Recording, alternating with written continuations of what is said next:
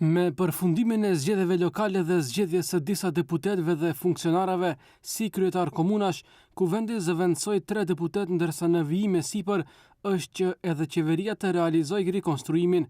Pas zgjedhjes së Izet Mexhitit si kryetar të Çajirit, do të duhet të plotësohen funksionet zëvendës kryeministri i parë dhe ministri i ambientit jetësor. Për të parën është konfirmuar deputeti Bekim Sali, ndërsa pozita e ministrit të ambientit do të mbetet në kuadër të Vlenit, por me emër të ri.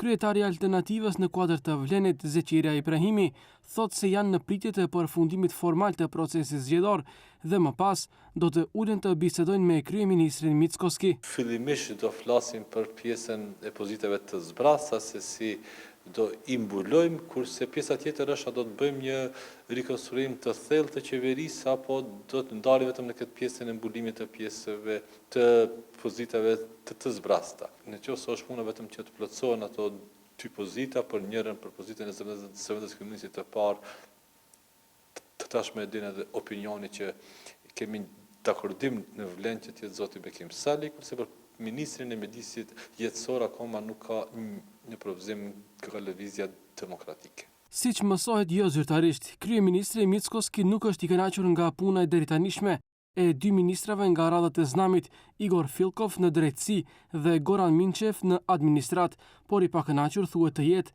edhe nga puna e ministres së arsimit Vesna Janevska.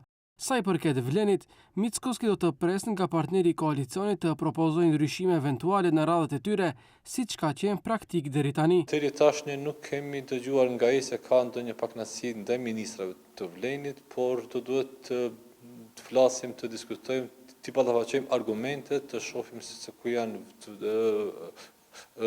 vërejtjet dhe mund ta rishikojmë edhe ne. Nuk ka problem, ne nuk kemi insistues në çdo kush për çdo kuadër, në qoftë se kemi argumente të mjaftueshme se dikush ka mundësi ta bënte detyrën e tij më mirë se ç'e bën aktualisht. Rikonstruimin e qeverisë e kishte paralajmëruar vetë Mickoski në fund të muajit gusht.